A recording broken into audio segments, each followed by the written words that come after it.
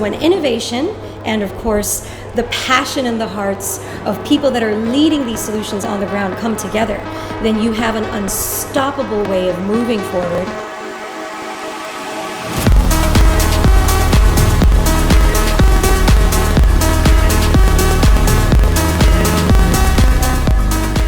Well, it's my first time at the Green Tech Festival and I'm really grateful to be invited as a keynote speaker. I've learned so much from this session alone, and being together in the room, networking with other people and learning about their work and their stories, it has been incredibly helpful.